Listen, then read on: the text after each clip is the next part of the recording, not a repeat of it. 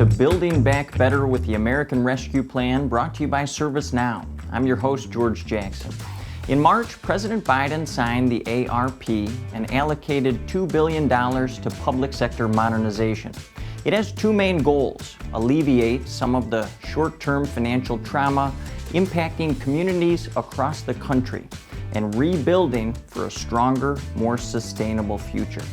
Today, you'll meet a group of leaders that are spearheading American Rescue Plan missions inside their organizations and working to make them more competitive in the digital age. Let's kick things off with Sanjay Gupta, Chief Technology Officer at the Small Business Administration, Gundeep Ahluwalia, Chief Information Officer at the Department of Labor, and Jonathan Album, Federal CTO at ServiceNow. So gentlemen, thanks all for being here.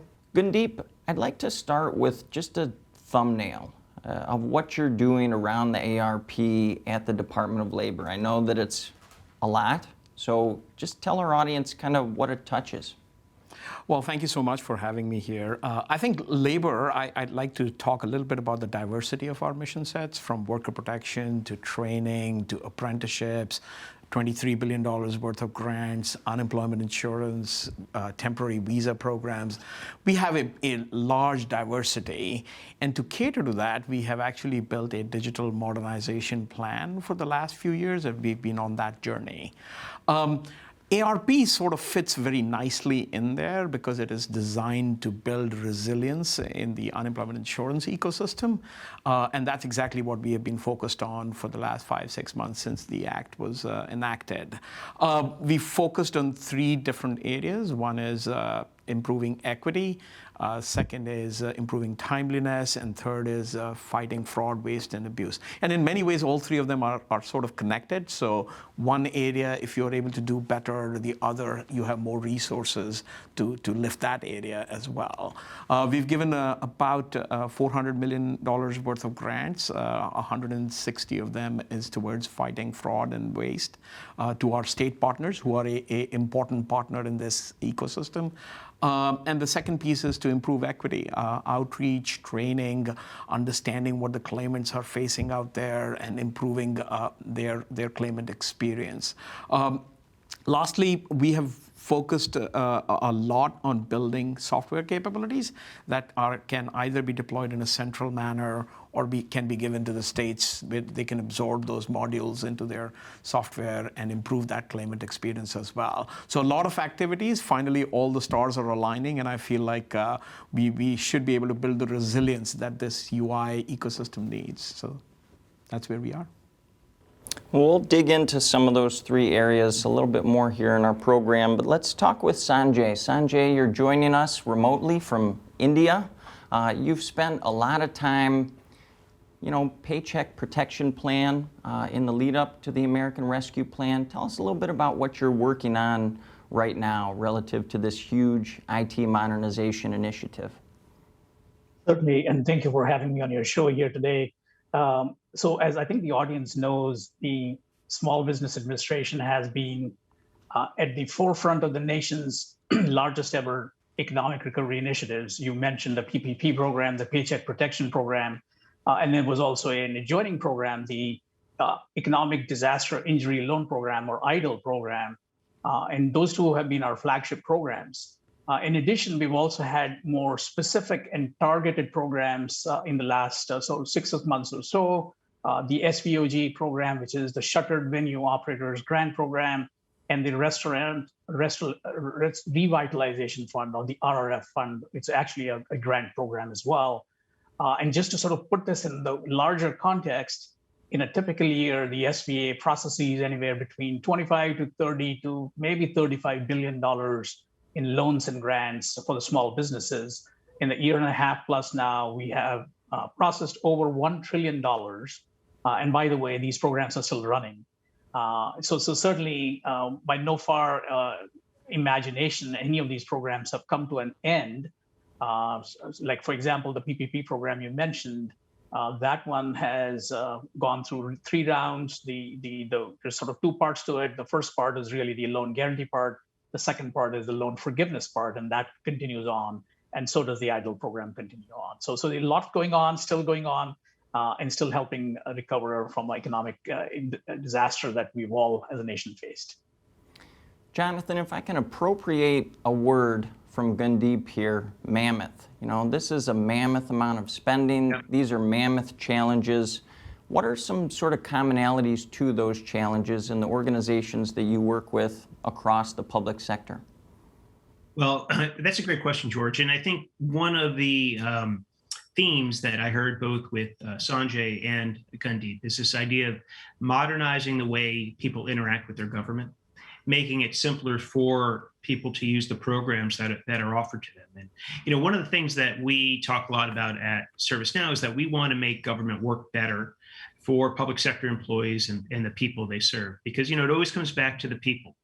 The person that needs a loan, that person that needs unemployment insurance, it has to be easy for them to interact with their government. Too often, government, is very complicated on the inside, but it's even more complicated on the outside. And if we're not thinking about designing our programs and our systems and our interactions with the citizen in mind, it becomes very difficult for that person that needs the benefit or the assistance to be able to get it. So as we think about the way we can streamline citizen service delivery, which we see really at all levels of government, certainly in the federal government, but certainly and very much in state and local, we have the opportunity to help people do simple things like whether it's schedule an appointment, understand how programs interact with each other, or make it easy for people to apply for one program and be sped along a process of an application for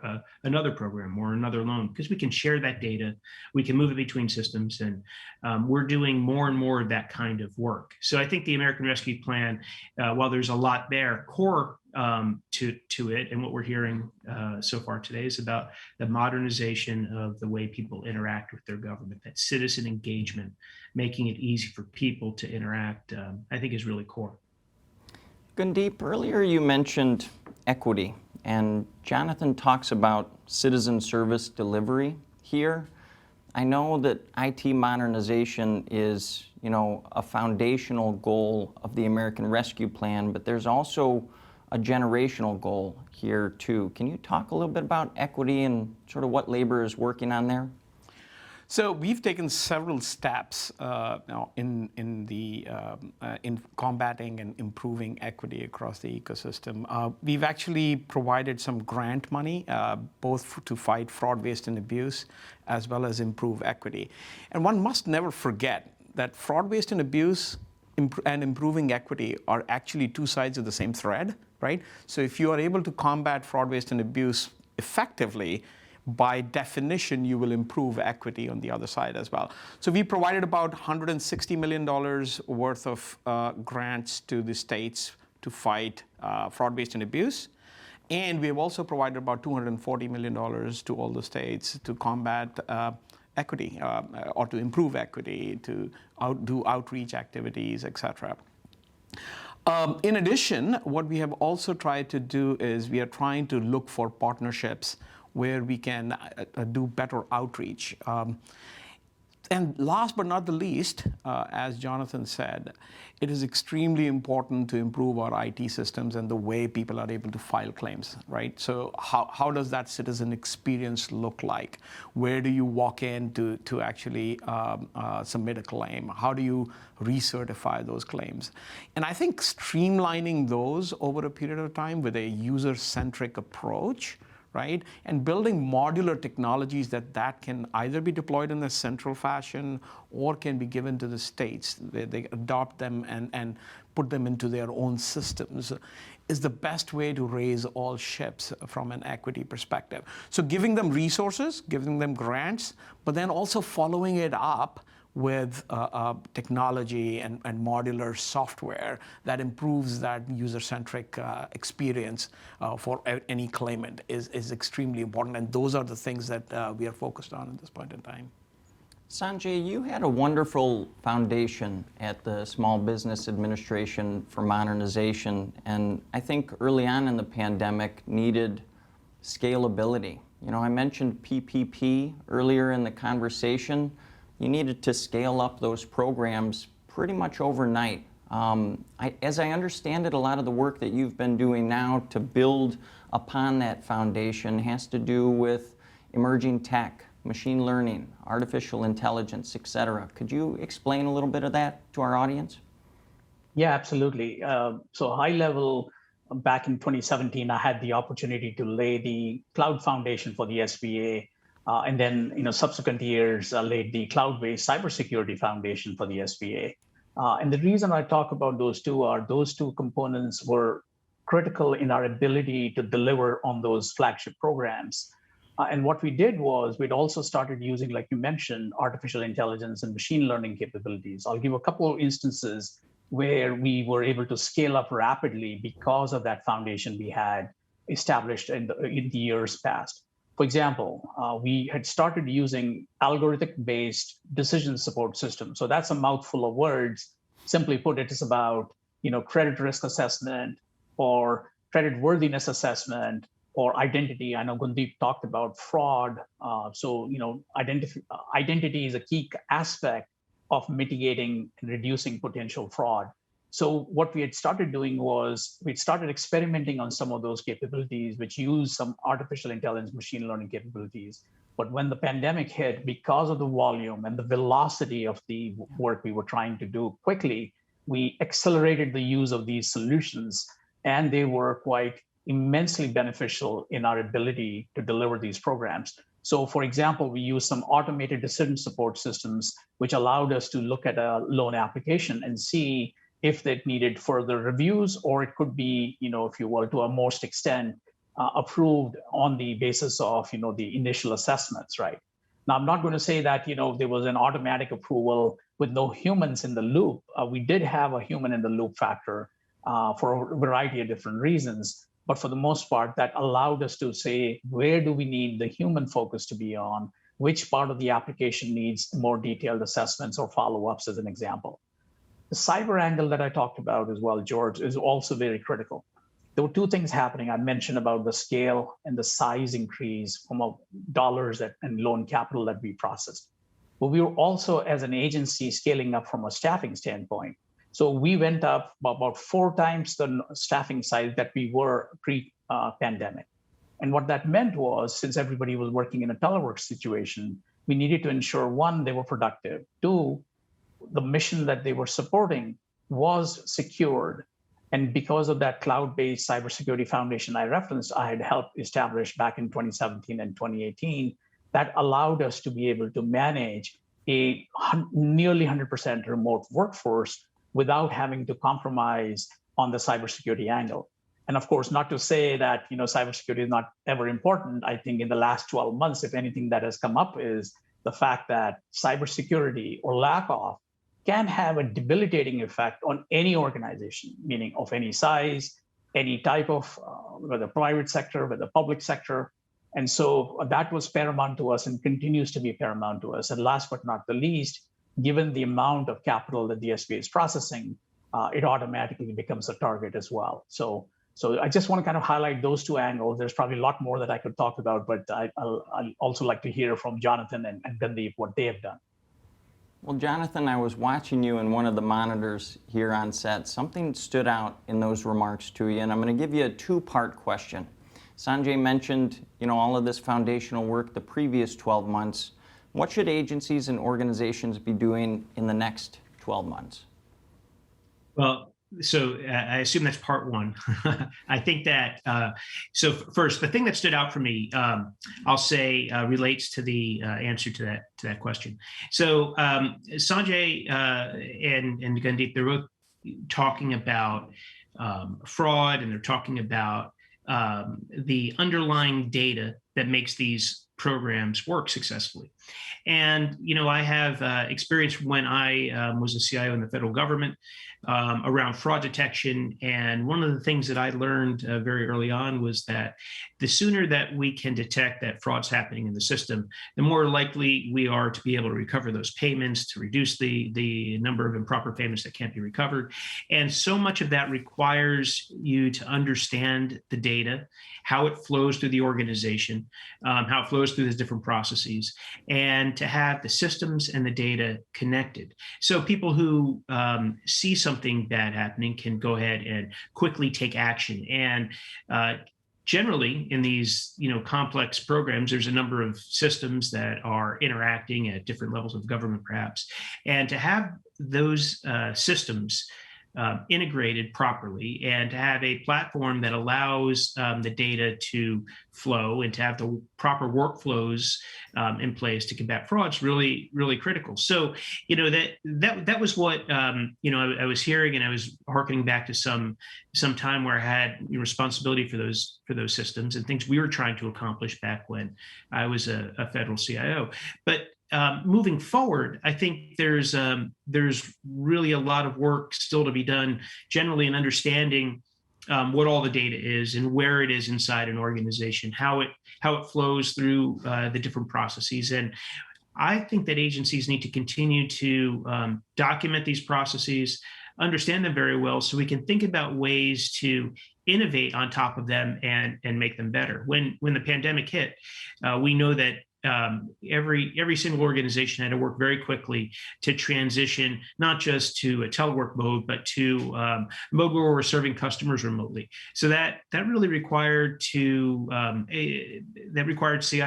and others to, make fast changes to systems, to move very rapidly, and those things generally worked. And I think that there are a lot of great success stories built on the modernization that Sanjay was describing. But now as we move on to whatever comes next, we need to be thinking about whether or not all of those changes we made, the speed with which we made them, the adjustments we made to systems, whether those changes are sustainable, are those things we want to live with for the next several years, and also to Sanjay's point, are they secure?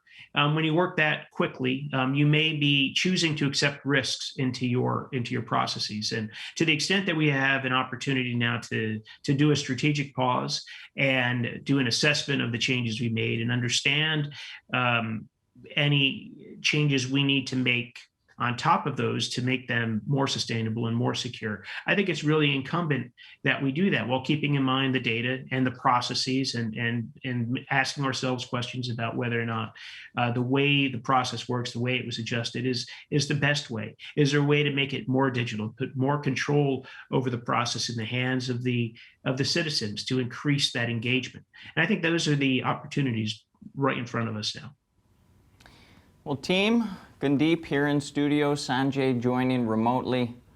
Thanks for being here. Jonathan, stick around. We'll talk with you a little bit more. After the break, we'll continue this conversation with Vid Desai, Chief Information Officer at the Food and Drug Administration. You're watching Building Back Better with the American Rescue Plan on GovExec TV. I'll be right back. After the break, we'll continue this conversation with Vid Desai, Acting Chief Information Officer at the Food and Drug Administration. You're watching Building Back Better with the American Rescue Plan on GovExec TV. I'll be right back.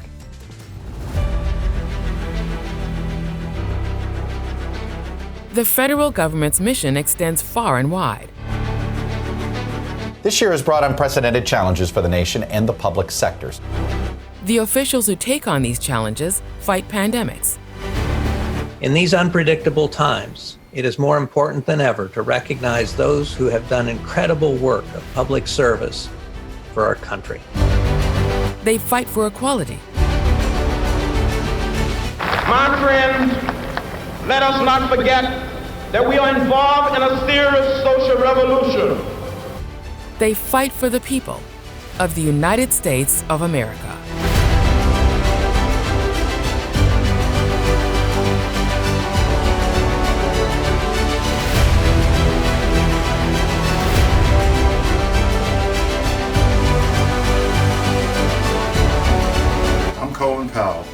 And I'm pleased to be with you this evening as an inaugural member of the Government Hall of Fame. Join us virtually on October 21st for the 3rd Annual Government Hall of Fame.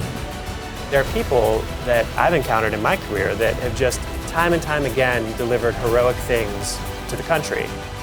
We'll celebrate an exclusive class of officials. making historic achievements through lifelong commitments to public service. I want to honor them tonight because of their long-time commitment to making sure our government works and works well.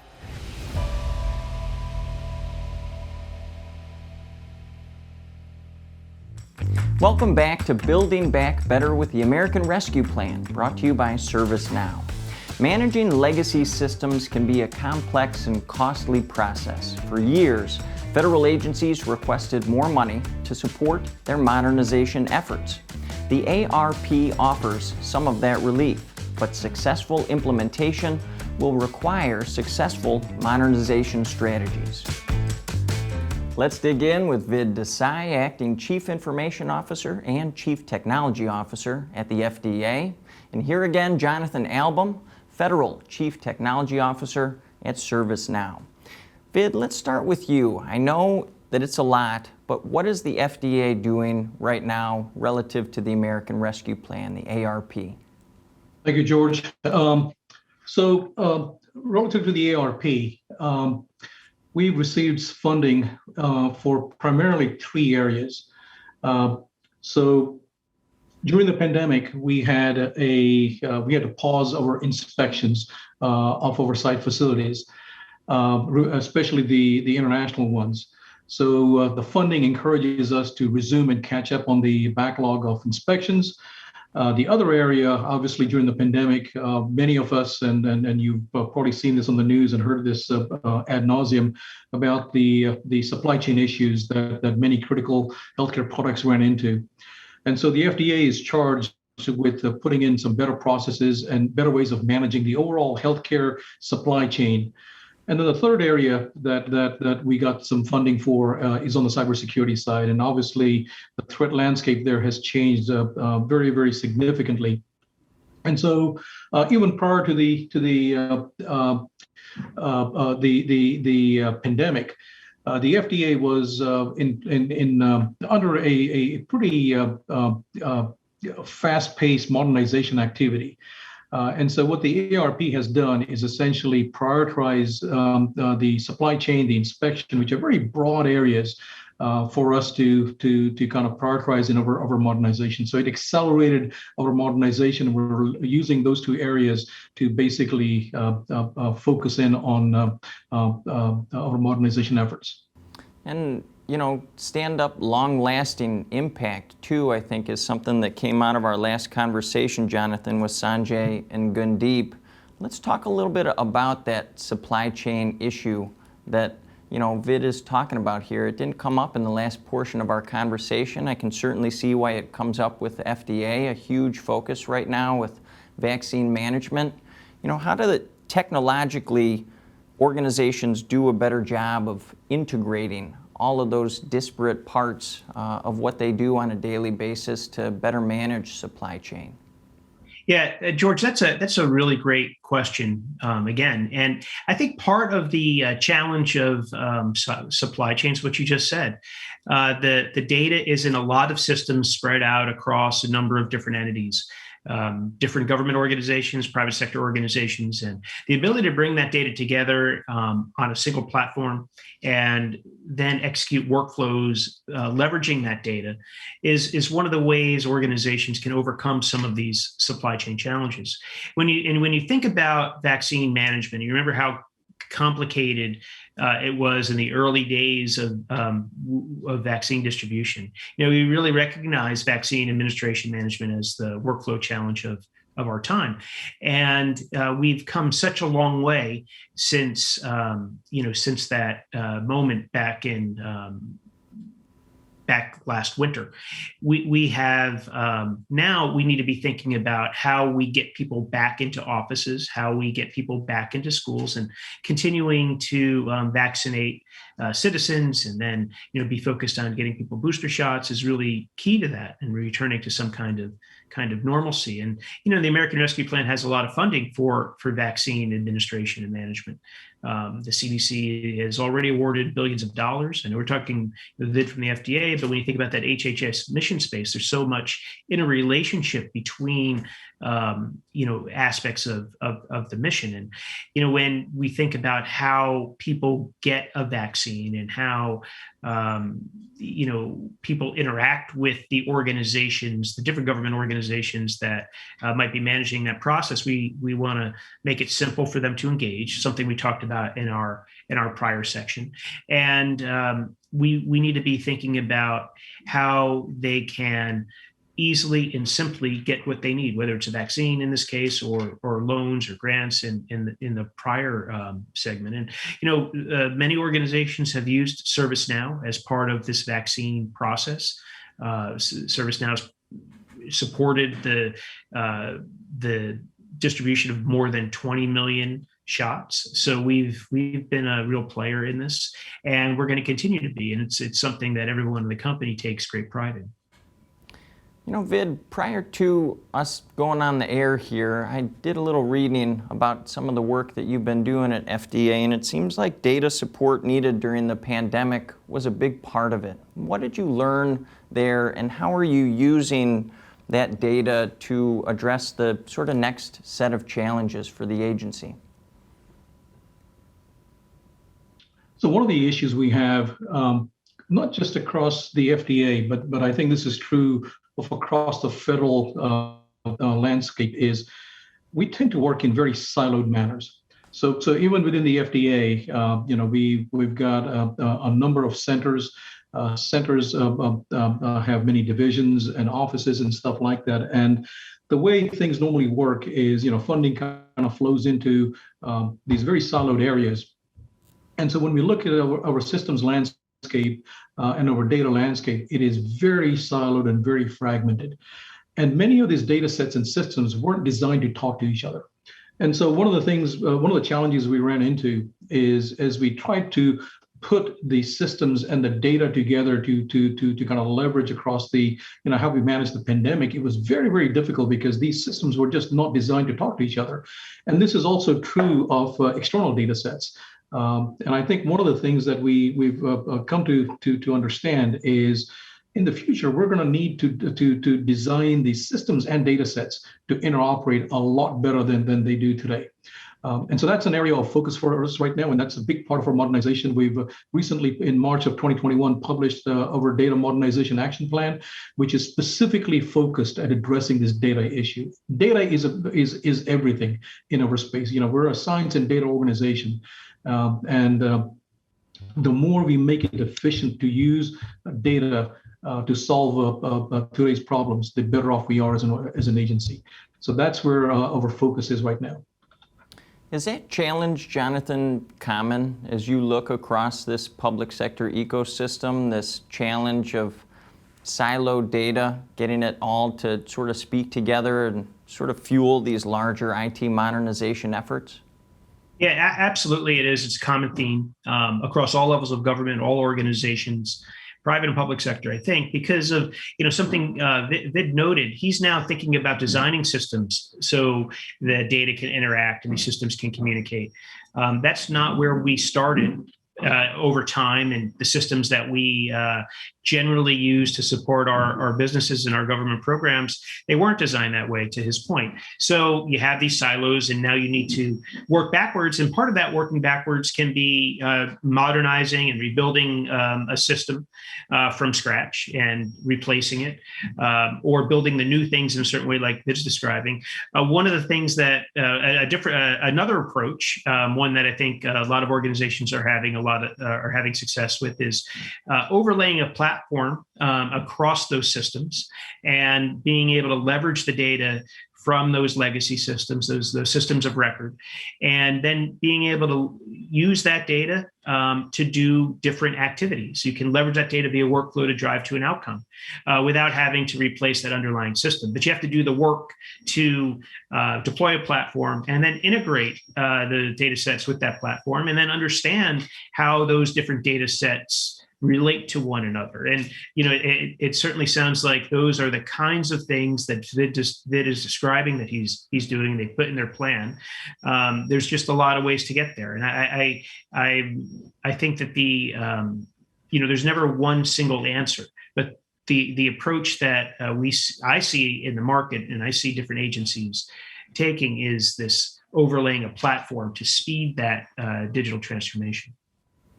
So Vid, Jonathan just used the word speed. Earlier you said fast-paced. I think that's pretty common across the landscape as well right now. And I'm wondering if FDA is or plans to begin leveraging emerging technologies to really build on this modernization effort that you've outlined here. And I'm thinking machine learning, artificial intelligence, could be 5G, Internet of Things, et cetera.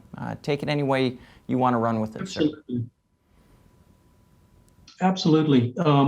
No, we're thinking about modernization of not just the technology, but also the culture as well as the processes. So on the technology front, obviously one big shift when you look at security and the way people collaborate and work right now, there's a lot more external collaboration and work. So we're all moving to the cloud. So the traditional method of securing networks was very perimeter based, and people are shifting from that perimeter based to a zero trust environment. We're looking at our network, and as we start embracing the cloud, the whole idea of a perimeter is disappearing, and that requires us to rethink our network. So we're shifting from a traditional network to a software-defined network where it's a lot more agile. Instead of having to move hardware and reconfigure hardware, you're basically shifting to a policy managed way of managing your network. I talked a little bit about the cloud adoption. It's a big part of our priority to shift from our on-prem environment to the cloud. You look at on the process side, we are very, very focused at leveraging the ITIL, ITSM, and DevSecOps processes. ServiceNow obviously plays a big role in many of these areas. But if you want to be agile, you're going to need to make your processes very, very efficient. And internal IT processes like DevSecOps, like ITIL, play a very big part in how we improve our internal agility. We're shifting from an environment where historically we did a lot of custom development, and now we're moving more to leveraging out-of-the-box capabilities. Not only is this efficient, and not only does it allow us to put things out faster, but it also forces us to adopt best practices that are built into these processes, because frankly, those are more efficient than many of the legacy ways that we've been doing things internally. So these are some of the areas that we're leveraging, not just from a technology perspective, like I said, but also from a process perspective. And things like 5G and technologies like that are going to be a huge player. On the topic of AI, this is a huge opportunity for us. So if you think about the FDA and what we do on a daily basis, every day there are literally tens of thousands of shipping containers coming into the country. If you think about our mail facilities, literally there are millions of packages coming in. And it's the FDA's job to figure out which ones of those thousands of containers coming in or millions of mail packages coming in on a daily basis contain bad stuff, counterfeit drugs or bad food produce. There's no way we can inspect each one. And we are leveraging the use of AI to selectively target which ones of those are more likely to contain the bad stuff, and let the good ones go through. And so machine learning, AI technologies are playing a big role, and it goes back to my point about data. We need to get data from the Custom and Border Patrol areas, and we're working in partnership with them and other agencies to obtain information and data like that we can put to use to select and target where potentially bad stuff may be. Jonathan, this future that Vid outlines raises, I think, an interesting question around workforce. Does the federal government need a different type of sort of workforce-based investment right now? And what I mean is, if automation is being employed across the public sector, if the network is in a space at the sort of next level of this IT modernization initiative, that it's simply software updates, but you do still need people, as Vid mentioned, in areas like DevSecOps To me, it seems like you need a workforce that's higher level than it was before. Am I reading that right? Well, I think that the way I think about it, George, is that if we can focus on opportunities for automation, using AI, machine learning, using robotic process automation to make it simpler to get data into a system, to automate workflows and aspects of people's jobs. The people who've done that work can then be focused on the more complicated, higher level tasks that humans are very good at. Sanjay in our prior segment talked about people using AI technology, just like they described, that there's a human element behind that to make sure the AI was working properly and that the decision was a good one. So I think it's about shifting people's focus from the mundane tasks to the higher value work. And we've been talking about those kinds of actions over the past 4 years, and we continue to talk about that. So once we free people up, because we focused on this idea of automation, you can almost think of it as hyper automation, where you're focused from the intake of data using RPA through to the workflow and the AI and the machine learning to get an outcome, where you don't have to touch that process very much at all. You can have somebody oversee it or periodically, take a look at a random sample to make sure it's operating effectively, and then focus people on the more complicated tasks. So maybe it's not a different workforce, different people, different individuals, but it's probably some enhanced training. It's building the data skills that Vid's describing are necessary.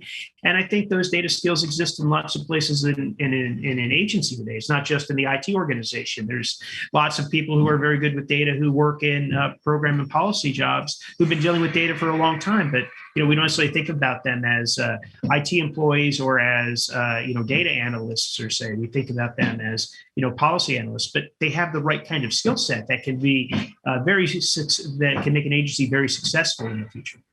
So Vid, as we come to the sort of closing part of this conversation, let's stay on that topic. What are some of your greatest workforce needs at FDA? So I think Jonathan sort of set this question up quite nicely. I think, the day-to-day work, the people doing the day-to-day work, it's our job to make their jobs as easy as possible. And I think the automation and the RPA activity does that. But you need a lot of people to kind of build those automations, do the robotic process automations and activities like that. But I think the area where I feel the most passion for in terms of the types of skills we need in IT are in the planning, the thinking, and the decision making.